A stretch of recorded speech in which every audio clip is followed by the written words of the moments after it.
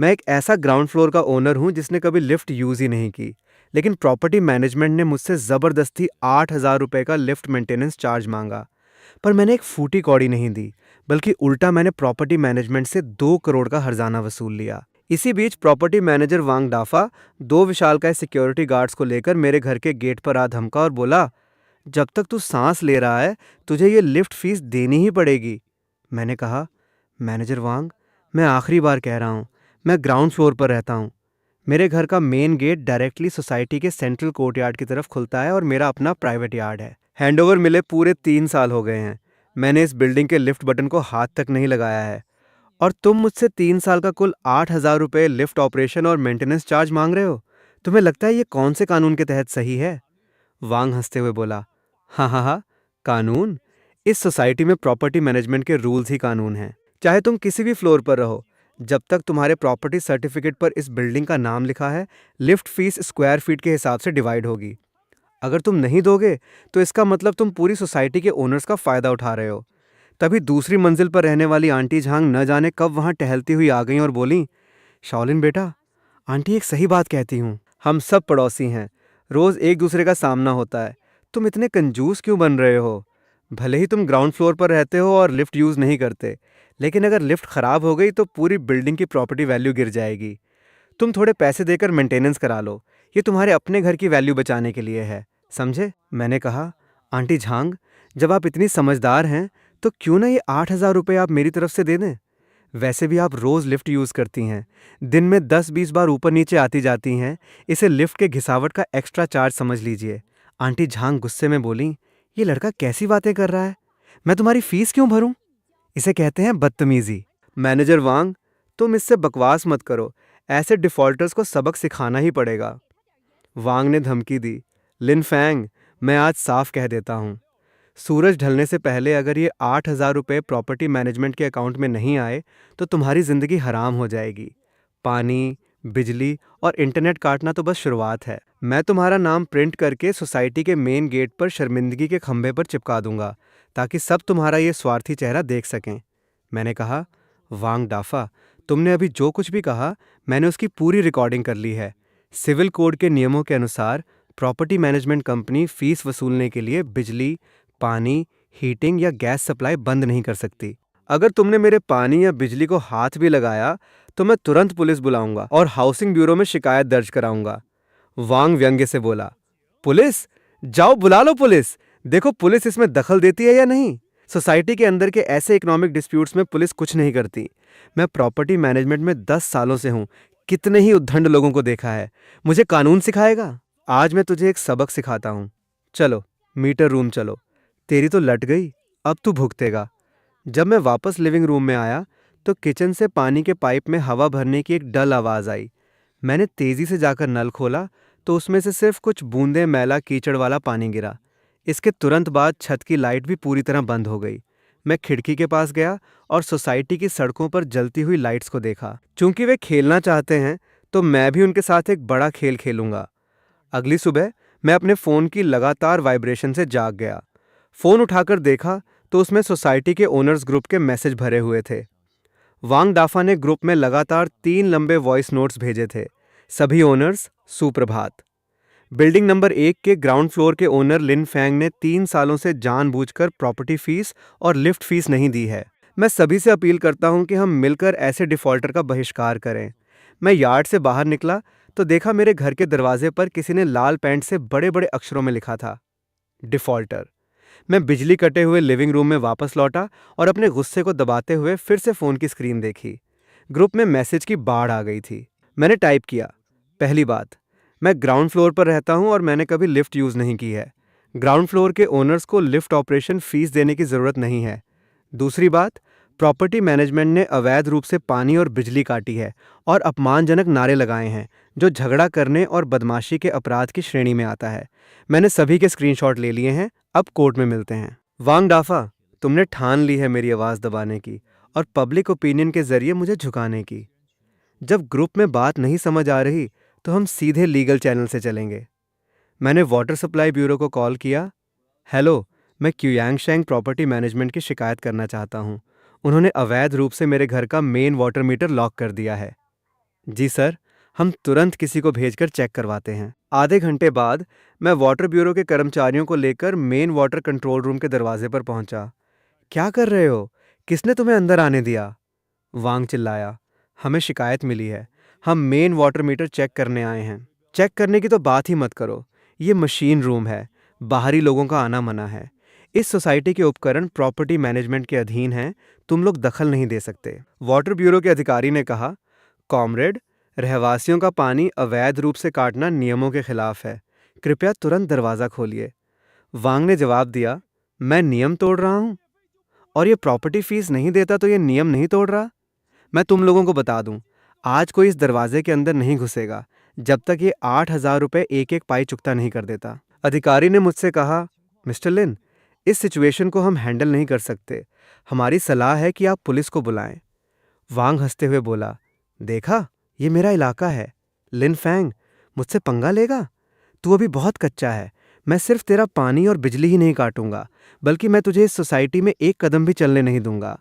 यहाँ तक कि तेरे लिए खाना डिलीवर करने वाला भी अंदर नहीं आ पाएगा, यकीन मान। मैंने उसके उस घमंडी चेहरे को देखा, कुछ नहीं बोला और वापस मुड़ने लगा। तभी अचानक मेरे ऊपर गंदा पानी फेंका गया। अरे सॉरी, मेरे हाथ से छूट गया। शाओलिन बेटा, वैसे भी तुम्हारे कपड़े गंदे हैं। थोड़ा और गंदा पानी पड़ गया तो क्या फर्क पड़ता है? आंटी झांग ने तंज कसा। मैंने मन ही मन कहा, आंटी झांग, इस एक बाल्टी पानी का बदला मैं तुम्हें ब्याज समेत चुकाऊंगा। घर पहुंचकर मैंने अपने कपड़े साफ करने की जल्दी नहीं की। मैंने अलमारी के सबसे निचले हिस्से से एक काले रंग का पासवर्ड सूटकेस निकाला। उसे खोला तो उसके अंदर माइक्रो, पिनहोल कैमरे और रिकॉर्डिंग इक्विपमेंट का एक पूरा सेट था। जब सामने से लॉजिक काम नहीं कर रहा, तो अब मैं तुम लोगों को दिखाऊंगा कि असली बौद्धिक और तकनीकी बढ़त किसे कहते हैं। मैंने स्टूल पर चढ़कर कैमरे को यार्ड के गेट के ऊपर छज्जे के नीचे छिपाकर इंस्टॉल कर दिया। लेंस सीधे उस दरवाजे पर फोकस था जिस पर लाल पेंट फेंका गया था। सब कुछ तैयार था, बस मछली के फंसने की देर थी। अगले 3 दिनों तक मैंने पूरी तरह से समाज में बदनामी को महसूस किया। सोसाइटी के नोटिस बोर्ड पर मेरे लाल पेंट वाले दरवाजे की फोटोज से पटे हुए थे। मैंने इन सब पर ध्यान नहीं दिया। इन दिनों मैं पावर बैंक के सहारे फ़ोन चार्ज करता रहा और चुपचाप लाओ चेन की खबर का इंतज़ार करता रहा। चौथे दिन दोपहर मैं यार्ड में बैठकर अपने तोड़े हुए पौधों को साफ कर रहा था। तभी वांग वहां आया और चिल्लाया, सब लोग देखो, इसका यही हश्र होगा। हमारी प्रॉपर्टी मैनेजमेंट ने इसके खिलाफ आधिकारिक तौर पर कोर्ट में केस कर दिया है। हमने इससे 8,000 रुपये की लिफ्ट फीस, 12,000 रुपये का जुर्माना और मानहानि का हर्जाना मांगा है। कुल 20,000 रुपये, एक पाई कम नहीं। इस तरह के केस में आंखें बंद करके जीत सकता हूँ। मैंने सोचा, ग्राउंड फ्लोर के ओनर लिफ्ट सर्विस एंजॉय नहीं करते, इसलिए वे लिफ्ट फीस नहीं देते। ये साफ कानूनी धाराओं द्वारा समर्थित है। वांग डाफा इतना बेवकूफ़ नहीं हो सकता कि उसे ये न पता हो। फिर उसे मुझ पर केस करने का कॉन्फिडेंस कहाँ से मिला? जब मैंने कोर्ट से मिले दस्तावेजों के एविडेंस लिस्ट वाले पेज को पलटा, तो एग्रीमेंट के सबसे नीचे साफ साफ लिन फैंग के 2 बड़े अक्षरों में साइन किए हुए थे और उसके नीचे एक लाल रंग का ताज़ा अंगूठे का निशान था। मैंने उस साइन को घूरा, मेरी आंखें फैल गईं। नकली साइन! वांग हंसते हुए बोला, क्या हुआ मिस्टर लिन? हैरान रह गए? सफ़ेद कागज़ पर काले अक्षर और लाल अंगूठा। ये तुमने खुद घर खरीदते समय साइन किया था। अब मुकरने की कोशिश कर रहे हो? बहुत देर हो चुकी है। मैंने कहा, वांग डाफा, नकली साइन और फिंगरप्रिंट को कोर्ट में सबूत के रूप में पेश करना, तुम्हें पता है ये कौन सा अपराध है? सबूतों के साथ छेड़छाड़ और बाधा डालना। इसमें कम से कम 3 साल की जेल होती है। वांग बोला, मुझे डराने की कोशिश मत कर। मैं तुझे बता दूं, ये केस तू हारेगा। तब तुझे पैसे तो खर्च करने ही पड़ेंगे। साथ ही मैं तुझे पूरी सोसाइटी के सामने घुटनों पर बिठाकर मुझसे माफ़ी मंगवाऊंगा। नकली सबूत, ये अब एक सामान्य सिविल विवाद से आगे की बात है। वांग डाफा के पीछे ज़रूर कोई कानून का जानकार है जो उसे सलाह दे रहा है। उन्हें लगता है कि एक नकली एग्रीमेंट से वे मुझे हमेशा के लिए बर्बाद कर देंगे। अच्छा, बहुत अच्छा। वांग डाफा, ये समन मैं स्वीकार करता हूँ। अगले बुधवार को सुनवाई है ना? तुम दुआ करो कि कोर्ट में पहुंचकर तुम्हारी हड्डियां तुम्हारी जुबान की तरह सख्त रहें। वांग ने कहा, मरने के बाद भी बत्तख की जुबान नहीं बदलती। देखता हूं तू कब तक नाटक करता है। तभी मेरे फ़ोन पर लाओ चेन का मैसेज आया। पता लग गया है। क्यूयांगशेंग प्रॉपर्टी मैनेजमेंट के अकाउंट्स की हालत बहुत ख़राब है। उन्होंने न सिर्फ तुम्हारी सोसाइटी का मेंटेनेंस फंड हड़प लिया है, बल्कि वे एक बहुत बड़े गैर कानूनी फंड ट्रांसफ़र में भी शामिल हैं। वांग डाफा, उम्मीद है कोर्ट वाले दिन तुम ऐसे ही हंस पाओगे। 3 दिन बाद मैं बाहर खाना खाकर लौटा तो देखा सोसाइटी के गेट पर भारी भीड़ जमा है। एक भड़कीले रंगों से पेंटी हुई वैन गेट पर खड़ी थी। मुझे एहसास हुआ कि कुछ गड़बड़ है। वैन के ऊपर लगे स्पीकर से एक स्ट्रीमर चिल्ला रहा था, दोस्तों, कौन समझता है इसे? आज बड़ा मैंग भाई शहर की सबसे पॉश सोसाइटियों में से एक में आया है, ताकि आपको एक नंबर का डिफॉल्टर दिखा सके। करोड़ों के बंगले में रहता है और 8,000 रुपए देने से भी मुकर रहा है। वांग डाफा रोने का नाटक करते हुए बोला, द मैंगे, आप हमारी प्रॉपर्टी मैनेजमेंट को इंसाफ दिलाइए। हम दिन रात मेहनत करके ओनर्स की सेवा करते हैं। ये न सिर्फ पैसे नहीं देता, बल्कि मुझे धमकी भी देता है। आंटी झांग ने बीच में कूदते हुए कहा, हाँ हाँ, बहुत ज़्यादा हो गया है। देखिए, इसने मुझे मारा है। ये लड़का बहुत बुरे दिल का है। मैंने इसे प्यार से समझाया तो इसने मुझ बुढ़िया पर गंदा पानी फेंक दिया। देखिए, मेरे कपड़ों पर अभी भी इसके दाग नहीं छूटे हैं। चलो सब मिलकर इसे बेनकाब करते हैं। भीड़ चिल्लाई, यही है वो डिफॉल्टर लिन फैंग। स्ट्रीमर ने कैमरा मेरी तरफ किया। दोस्तों, यही है वो नंबर 1 डिफॉल्टर। आओ, लिन फैंग, तुम करोड़ों के घर में रहते हो और 8,000 रुपए नहीं देते। तुम्हारे अंदर ज़मीर नहीं है क्या? मैंने शांत रहकर जवाब दिया, मैंने कोई भी फीस नहीं बकाया रखी है। ग्राउंड फ्लोर के ओनर का लिफ्ट फीस न देना कानून द्वारा दिया गया अधिकार है। जहां तक प्रॉपर्टी मैनेजमेंट द्वारा नकली साइन करके मुझ पर केस करने और अवैध रूप से पानी बिजली काटने की बात है, इसका फैसला कोर्ट में हो जाएगा। वांग चिल्लाया, यहां बकवास मत कर। तूने कोर्ट का समन ले लिया है और फिर भी बड़ी बड़ी बातें कर रहा है। मैं तुझे बता दूं, आज पूरी इंटरनेट की पब्लिक के सामने, अगर तूने पैसे नहीं दिए तो हम जबरदस्ती वसूली करेंगे। लड़कों, इसका दरवाजा तोड़ दो, स्ट्रीमर चिल्लाया। जल्दी देखो, बॉस वांग ने खुद दरवाजा तोड़ने का आदेश दिया है। बहुत अच्छा, डिफॉल्टर्स के साथ सख्ती से ही पेश आना चाहिए। मैंने कहा, वांग डाफा, क्या तुम पक्का तोड़ना चाहते हो? तोड़ने से पहले मैं सलाह दूंगा कि तुम एक बार ऊपर देख लो। वांग ने ऊपर देखा। तूने सीसीटीवी लगा रखा है? सीसीटीवी लगाकर क्या हुआ? आज मैं भगवान का काम कर रहा हूं। तेरा दरवाजा तोड़ना तेरी ही गलती है। लड़कों, तोड़ो, मारो हथौड़े, रुकना मत।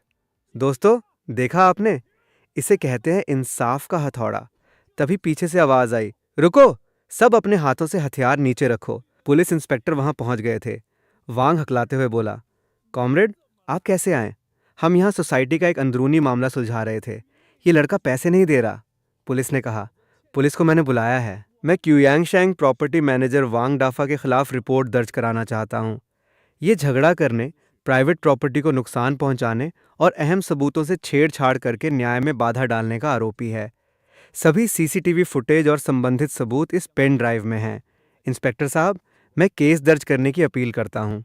तभी वहां वांग का वकील झांग आ गया। मिस्टर लिन, मेरे क्लाइंट के खिलाफ झगड़ा करने और प्रॉपर्टी को नुकसान पहुंचाने की आपकी शिकायत के बारे में। मेरा क्लाइंट सिर्फ अपनी प्रॉपर्टी मैनेजमेंट की ड्यूटी निभा रहा था और आपसे लंबे समय से बकाया उचित फीस मांग रहा था। जहां तक दरवाज़ा तोड़ने की बात है, तो वह सिक्योरिटी गार्ड्स का गुस्से में किया गया एक अति उत्साही कदम था। हम आपको एक नए दरवाजे की कीमत लगभग 1,000 रुपये देने को तैयार हैं। ये पेपर साइन कर दीजिए और मामला खत्म। वांग ने धमकी दी। सुना तूने? वकील झांग एक बहुत बड़ी फर्म के डायरेक्टर हैं। तू समझदार है तो जल्दी से साइन कर दे, ज्यादा होशियारी मत दिखा। मैंने हंसकर कहा, वकील झांग, जब आप इतनी बड़ी फर्म के डायरेक्टर हैं तो आपका लीगल नॉलेज इतना गिरा हुआ नहीं होना चाहिए। 4 लोगों को लेकर दिन दहाड़े जबरदस्ती किसी के प्राइवेट घर का दरवाजा तोड़ना, क्या इसे आप गुस्से में किया गया अति उत्साही कदम कहते हैं? वकील झांग ने जवाब दिया, मिस्टर लिन, आप मुझे कानूनी धाराओं से डराने की कोशिश मत कीजिए। मामले की शुरुआत आपने फीस न देकर की है। ये वो एग्रीमेंट है जिस पर आपके रिश्तेदार के साइन हैं, सफ़ेद कागज़ पर काले अक्षर। ये पूरी तरह से कानूनी तौर पर मान्य है। आपने पहले नियम तोड़ा, इसलिए मेरे क्लाइंट ने खुद इंसाफ लेने के कुछ तरीके अपनाए जो लीगल प्रैक्टिस में समझे जा सकते हैं। हाँ, तूने साइन किया और अब मुकर रहा है। अब भगवान भी आ जाए तो तुझे नहीं बचा सकता। मैंने व्यंग्य से कहा। अरे वाह, मुझे तो बहुत डर लग रहा है। वांग ने कहा, मिस्टर लिन, मुझे उम्मीद है कि कल कोर्ट में भी तू ऐसे ही हंस पाएगा। कोर्ट का दृश्य। अब सुनवाई शुरू होती है। पक्षकार अपनी मांगे पेश करे। प्लांटिफ क्यूयांग शैंग प्रॉपर्टी मैनेजमेंट कोर्ट से अनुरोध करती है कि डिफेंडेंट लिन फैंग को 3 साल की 8,000 रुपये लिफ्ट मेंटेनेंस फीस, 12,000 रुपये जुर्माना और मानहानि का हर्जाना, कुल मिलाकर 20,000 रुपये देने का आदेश दिया जाए। जज ने पूछा, डिफेंडेंट, प्लांटिफ की मांगों पर आपका क्या जवाब है? मैंने खड़े होकर कहा, योर ऑनर, मैं प्लांटिफ की सभी मांगों को खारिज करता हूँ। पहली बात, बिल्डिंग 1 के ग्राउंड फ्लोर के ओनर के तौर पर मेरे घर का स्ट्रक्चर अलग है। मेरा मेन गेट सोसाइटी के कोर्टयार्ड की तरफ खुलता है। फिजिकल स्पेस और असली इस्तेमाल के हिसाब से मैं प्लांटिफ द्वारा दी गई लिफ्ट सर्विस को न तो इस्तेमाल कर सकता हूं और न ही कभी की है। सिविल कोड की धारा 273 के अनुसार ओनर्स को बिल्डिंग के प्रति अधिकार और जिम्मेदारियां होती हैं, लेकिन ये जिम्मेदारियां निष्पक्षता और उचितता के सिद्धांत पर आधारित होनी चाहिए। ग्राउंड फ्लोर के ओनर्स, जिनके पास अपना प्राइवेट यार्ड है और जो लिफ्ट इस्तेमाल करने की स्थिति में बिल्कुल नहीं हैं, उन पर जबरदस्ती लिफ्ट फीस थोपना साफ तौर पर निष्पक्षता के सिद्धांत का उल्लंघन है। वकील झांग चिल्लाया, मैं विरोध करता हूं योर ऑनर, ये लिन फैंग द्वारा खुद साइन किया गया lift maintenance fees sharing agreement है। सफेद कागज पर काले अक्षर, ये पूरी तरह से कानूनी है। मैंने मुस्कुराते हुए कहा, वकील झांग, आपके द्वारा पेश किया गया एग्रीमेंट सच में ये कहता है, लेकिन लगता है आपने जानबूझकर एक और बहुत अहम बात छिपाई है। योर ऑनर, ये वो रिकॉर्ड है जो मैंने municipal special equipment supervision and inspection institute से मंगवाया है। सबूत दिखाते हैं कि बिल्डिंग 1 की इन दोनों लिफ्ट्स का ऑपरेशन लाइसेंस 2 साल पहले ही एक्सपायर हो चुका है। योर ऑनर, ये म्यूनिसिपल जुडिशियल अप्रेजल सेंटर की रिपोर्ट है। जज ने हैरानी से पूछा, एक्सपायर? तो क्या हम रोज जिस लिफ्ट में सफर कर रहे हैं वो गैर कानूनी और असुरक्षित है? मैंने कहा, प्लांटिफ क्यूयांगशेंग प्रॉपर्टी मैनेजमेंट ने लिफ्ट का लाइसेंस एक्सपायर होने और कानूनी सालाना इंस्पेक्शन न कराने के बावजूद लंबे समय से इसे गैर कानूनी तरीके से चलाया और इसी आधार पर ओनर से जबरदस्ती मेंटेनेंस फीस वसूली। ये सिर्फ एग्रीमेंट तोड़ना नहीं है, बल्कि सभी ओनर्स की जान के साथ बहुत बड़ी लापरवाही है। गैर कानूनी कामों के आधार पर की गई कोई भी फीस की मांग कानून द्वारा सुरक्षित नहीं है। वांग डाफा घबराकर अपने वकील से बोला, लाइसेंस एक्सपायर होने जैसी इतनी बड़ी बात तुमने मुझे क्यों नहीं बताई? मैं वो ये मैंने जज से कहा, योर ऑनर, मैं प्लांटिफ पर सबूतों से छेड़छाड़ करने और झूठे सबूतों से मेरी बदनामी करने का आरोप लगाता हूं। प्लांटिफ द्वारा सबमिट किए गए एग्रीमेंट की फॉरेंसिक जांच में पाया गया है कि डिफेंडेंट के साइन नकली हैं और अंगूठे का निशान प्लांटिफ मैनेजर वांग डाफा के फिंगरप्रिंट से पूरी तरह मेल खाता है। ये साबित करने के लिए काफ़ी है कि प्लांटिफ ने अवैध तरीके से पैसा कमाने के लिए हर हद पार की और जानबूझकर झूठा केस किया है। जज ने पूछा, प्लांटिफ, डिफेंडेंट द्वारा पेश किए गए सबूतों पर आपका क्या कहना है? वकील झांग ने वांग से फुसफुसाते हुए पूछा, मैनेजर वांग, आपने कहा था कि यह एग्रीमेंट लिन फैंग ने आपके सामने बैठकर साइन किया था? वांग हकलाते हुए बोला, मैंने नहीं, शायद उससे गलती से अंगूठा लग गया होगा। मैं वकील झांग ने सिर झुकाकर कहा, प्लांटिफ का कोई विरोध नहीं है। मैंने कहा, योर ऑनर, मैं आखिरी और सबसे अहम बात रिपोर्ट करना चाहता हूँ। इन 3 सालों में क्यूयांगशेंग प्रॉपर्टी मैनेजमेंट ने न सिर्फ गैर कानूनी तरीके से अलग अलग फीस वसूली, बल्कि बिल्डिंग 1 के सभी ओनर्स के मेंटेनेंस फंड से 1 करोड़ 20 लाख रुपए चुरा लिए हैं। उनके अकाउंट बुक्स की कॉपी यहाँ है। वांग के होश उड़ गए। तुझे ये कैसे पता चला? जज ने आदेश दिया, 10 मिनट का ब्रेक। सभी खड़े हों। ब्रेक के बाद जज ने फैसला सुनाया। कोर्ट का मानना है कि प्लांटिफ क्यूयांगशेंग प्रॉपर्टी मैनेजमेंट ने लिफ्ट का लाइसेंस एक्सपायर होने के बावजूद डिफेंडेंट से लिफ्ट मेंटेनेंस फीस मांगी, जिसका कोई कानूनी आधार नहीं है। इसके अलावा प्लांटिफ द्वारा पेश किए गए अहम सबूत नकली पाए गए हैं, इसलिए उनकी मांगों को कानूनी समर्थन नहीं मिलता। फैसला सुनाया जाता है। प्लांटिफ क्यूयांगशेंग प्रॉपर्टी मैनेजमेंट की सभी मांगें खारिज की जाती हैं। केस की कोर्ट फीस प्लांटिफ को देनी होगी।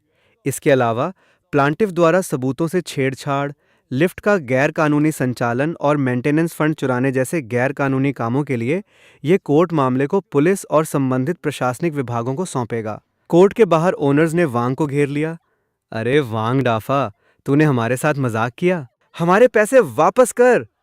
2 साल की लिफ्ट फीस 1 पाई कम नहीं, पूरे वापस कर। तभी एक आदमी तालियां बजाता हुआ आया। शानदार, सच में शानदार बहस।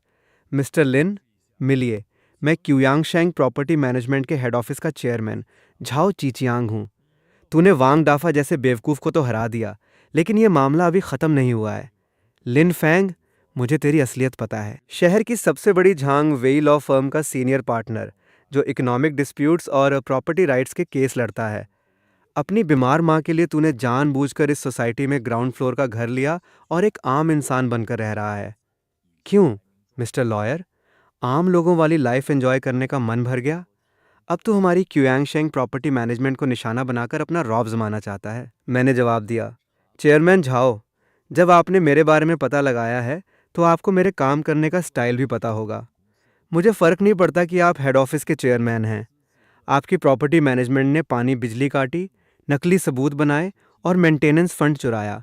इन सब का हिसाब मैं आपसे एक एक करके लूँगा। झाओ हंसा। हिसाब? तू मेरे साथ हिसाब कैसे करेगा? ये वांग डाफा नाम के बेवकूफ़ की गलती थी। मैं उसका बिल भर दूंगा। मेंटेनेंस फंड की जांच वापस ले ले और तुरंत इस सोसाइटी से बाहर निकल जा। इतने पैसे मैं तुझे दूंगा कि तू किसी अच्छी लोकेशन में एक बड़ा पेंट हाउस खरीद सके। मैंने कहा, झाओ चिचियांग, शायद तुम्हें मेरी कमाई के बारे में कुछ गलत फहमी है। 10 मिलियन रुपए तो मेरे एक बड़े केस की कंसल्टेशन फीस के लिए भी कम है। मुझे तुम्हारे गंदे पैसे नहीं चाहिए। मुझे चाहिए कि तुम लोगों ने ओनर्स का जो खून पसीने का पैसा हड़पा है उसे ब्याज समेत वापस उगलो। झाओ गुस्से में बोला, जब इज्जत से दी हुई शराब नहीं पी तो सजा भुगतनी पड़ेगी। लिन फैंग, ये मत सोचना कि एक केस जीतकर तू दुनिया का सबसे बड़ा खिलाड़ी बन गया है। इस शहर में मैं झाओ चीचियांग तुझे एक चींटी की तरह मसल सकता हूँ। इंतजार कर, मैं तुझे बताऊंगा कि गलत आदमी से पंगा लेने का क्या नतीजा होता है। झाओ चीचियांग आसान दुश्मन नहीं है। क्युयांगशेंग प्रॉपर्टी मैनेजमेंट तो उसके नाम पर मौजूद कई बिजनेस में से सिर्फ एक है। उसके पीछे बहुत पेचीदा राजनीतिक और बिजनेस कनेक्शंस हैं। लेकिन इसका मतलब ये नहीं कि मैं उससे डर जाऊंगा। तभी आंटी झांग वहां आई। शाओलिन बेटा, तू तो सच में बहुत बड़ा खिलाड़ी निकला। आंटी पहले वांग डाफा जैसे धोखेबाज के बहकावे में आ गई थी। तू इसे दिल पर मत लेना। मिस्टर लॉयर, अब तो तू हमारी सोसाइटी का हीरो है। क्या तू हमारा वो चुराया हुआ पैसा वापस दिलवा सकता है? मैंने जवाब दिया, मेंटेनेंस फंड वाले केस की जांच इकोनॉमिक क्राइम ब्रांच कर रही है। पैसा वापस मिलेगा या नहीं और कितना मिलेगा, ये पुलिस की रिपोर्ट का इंतजार करें। बाद में मैंने लाओ चेन को कॉल किया। लाओ चेन, सामान तैयार है। झाओ चीचियांग के नाम वाली क्युयांगशेंग कंस्ट्रक्शन मटेरियल्स कंपनी द्वारा टैक्स चोरी और म्यूनिसिपल प्रोजेक्ट्स की बोली में गैर कानूनी हिस्सेदारी के सभी सबूत सीधे टैक्स डिपार्टमेंट और एंटी करप्शन ब्यूरो को भेज दो। और हाँ, एक कॉपी शहर के सभी बड़े मीडिया हाउसेस को भी भेज देना। मैं चाहता हूं कि कल सुबह होते होते उसके आंसू भी सूख जाएं। अगली सुबह मैं दरवाजे पीटने की कान फाड़ देने वाली आवाज से जागा। बाहर आंटी झांग चिल्ला रही थी, तुम लोग मेरी जान लोगे क्या? मेरा घर क्यों तोड़ रहे हो? ये गुंडागर्दी है, मैं तुम पर केस करूंगी। सरकारी अधिकारी ने कहा, झांग कुई हुआ, तुम्हारा ये अवैध निर्माण पब्लिक पार्क की जमीन पर कब्जा करके बनाया गया है और इसमें गंभीर सुरक्षा खतरा है। तुम्हें 3 बार नोटिस दिया जा चुका है और तुमने उसे नहीं माना। अब कानून के तहत इसे जबरदस्ती तोड़ा जा रहा है। अगर कानून के काम में दखल दिया तो तुम्हें भी गिरफ्तार कर लिया जाएगा। मैंने मन ही मन सोचा, झाओ चीचियांग के पीछे पड़कर इन्हें लगा था कि कुछ फायदा मिलेगा। मैंने तो बस मौका देखकर उसके घर के अवैध निर्माण के सबूत प्रॉपर्टी मैनेजमेंट के बाकी गैर कानूनी दस्तावेजों के साथ सरकारी दफ्तर में जमा कर दिए थे। अरे, मुझे ऐसा क्यों लग रहा है कि मैं थोड़ा बदला लेने वाला होता जा रहा हूं? और तो और, ये तो बस शुरुआत थी। कुछ दिनों बाद एक बूढ़ा आदमी मेरे ऑफिस आया। मिस्टर लिन, आपसे मिलकर खुशी हुई। मैंने कहा, सीनियर झाओ, आपके आगमन का क्या कारण है? बूढ़े ने कहा, मिस्टर लिन, बहुत शानदार चाल चली आपने। एक ही वार में आपने मेरे उस नासमझ बेटे को जेल भिजवा दिया। चीचियांग जवान और गुस्सैल हैं। उसने आपकी बेइज्जती की। मैं उसकी तरफ से आपसे माफ़ी मांगता हूँ। अगर आप थोड़ी नरमी दिखाएं और वो शिकायतें वापस ले लें तो जो शर्त आप कहेंगे मैं मानूंगा।